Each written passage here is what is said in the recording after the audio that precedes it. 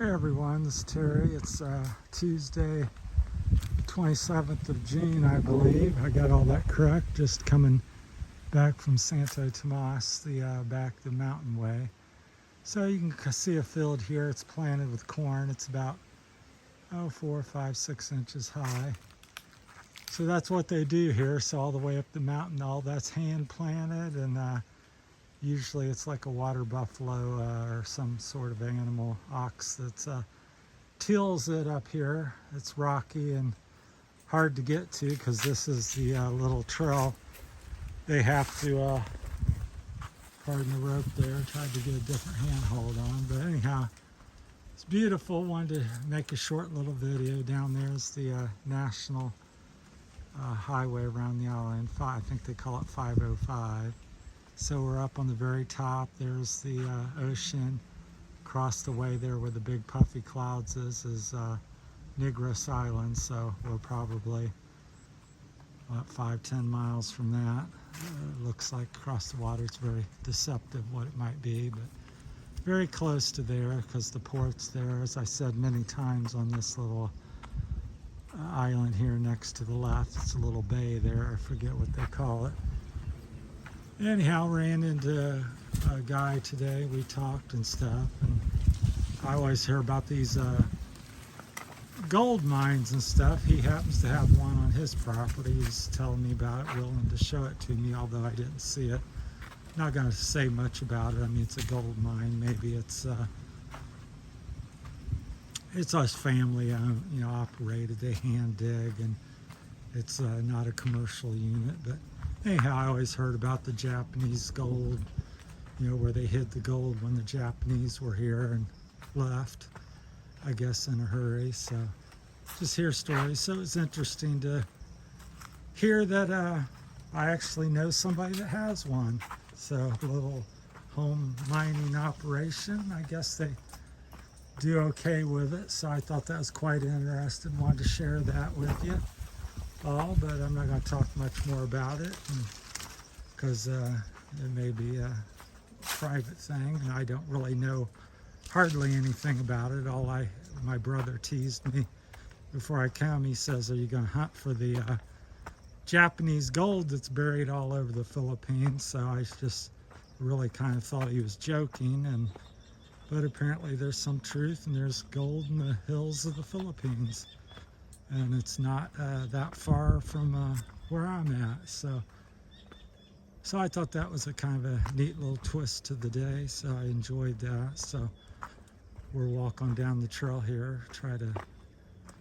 Some of my earlier videos kind of flopped today. I was trying to do a help people at the gas pump. I was willing to pay some, but the store clerk and the person at the restaurant kind of didn't really fully understand what I was trying to do, so them two videos are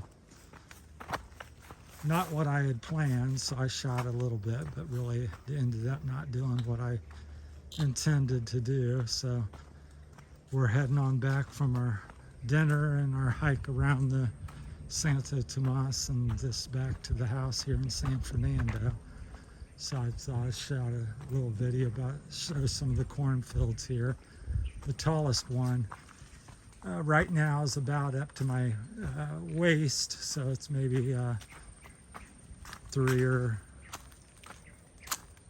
4 feet high. Most of them's 6 inches to a foot. So, and they plant and harvest twice a year here because it never gets cold. And so as soon as they get the harvest done and the next little rainy season comes, they plant and prepare for the following harvest. So, and as I said in many of the videos about it, it's usually hand planted and hand tilled and carted down this trail here that I'm walking on by motorcycle and sacks, and there might be 3 or 4 sacks per motorcycle. So it's quite interesting how they do things here. Now here, which I've talked about a little bit, they cut down most of the trees, much to my disappointment, because it's what makes the Philippines so beautiful and has great value. But they make charcoal out of it, so all these trees all over the Philippines here where I live, are cut down and being cut down as we speak. They just cut these down the past 2 or 3 weeks to make charcoal, and they use charcoal to cook their food on here, a lot of people, so that's what it's used for. It's sold for about $6, $7, $8 a bag, and a big corn sack or rice bag full, and people, that's what they do with it. So, but they really does a lot of damage and stuff. Like I said, here's a tree. They didn't completely cut it down, but so what was a beautiful fruit-bearing tree in a shade spot. And then here's where they had a burn here about 7-10 days ago. So that's what's left of it. They dig a pit. My hand's slipping against getting slick, and they smother it and light it on fire and smother it so it smolders, and that's how you make charcoal. It's not just wood being burned, it's smothered with dirt and grass just to let it kind of cook, and then so it doesn't burn completely and it turns into black coal, and that's what's sold, and people, you know, make a decent living with that. So the trees get covered, cut down. So we'll walk down this little newer trail here. So it's still beautiful here. There's a big dragon fruit farm. I can't really zoom in because I'm walking the dog, and these hills right there, that's all corn going on up through there. So that's all corn. So I find it very hard to even walk on. Here's 2 more pits. So they use a lot of wood. So this was also burnt in the past 7-10 days. So that's what was left of that. So that's probably, each pit probably holds 1 to 4 trees, depending on the size of the tree. These were beautiful trees here, a lot of shade and fruit bearing of different fruits, and now they're in very poor shape. And here they took off a big limb. They're going to use the wood, but everything is used. I guess, as I said many times in my video, my complaint is here locally I've not seen a single tree planted that I'm aware of, but I've seen over 100 acres cut down in the last 6 months in this local area for either planting corn, charcoal, a little bit of both, because they don't waste here, that's for sure. It's all used. But when it's stripped down like this, all that will grow typically is grass, and that kind of chokes out any germination of trees and so forth. So you end up with just prairies, and makes the ground the air very hot, and the ground more unstable, doesn't hold as much moisture. Obviously the grass holds a fair amount, but the trees even did a better job. So, but that's the Philippines. So yeah, the corn second harvest or second batch is growing, and probably be harvested, I would imagine, September, October, or something like that. Here's a trail there.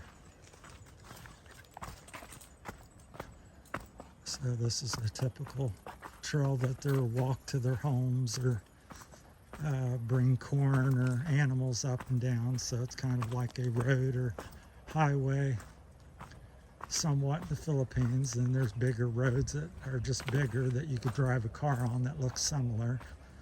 Then there's the few paved ones, which seems to be out here maybe 10 to 25% of the roads are paved.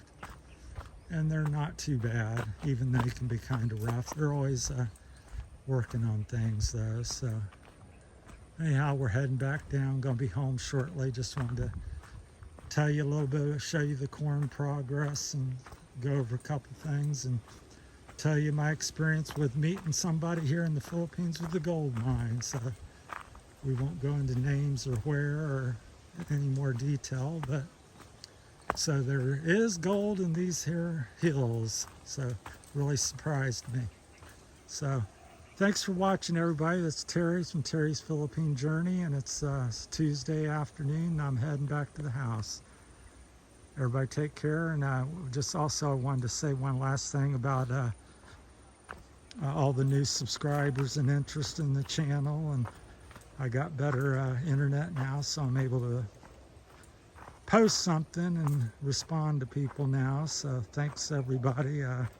It's really taken off the past week since I got the internet boosted and fixed. So appreciate all the new subscribers so much, because after all, I wouldn't be here, and that's what this channel is about. So I'm really nobody sharing my little life with you, and so it's more about you guys and getting to know you and learning about the Philippines to me. So that's what's important.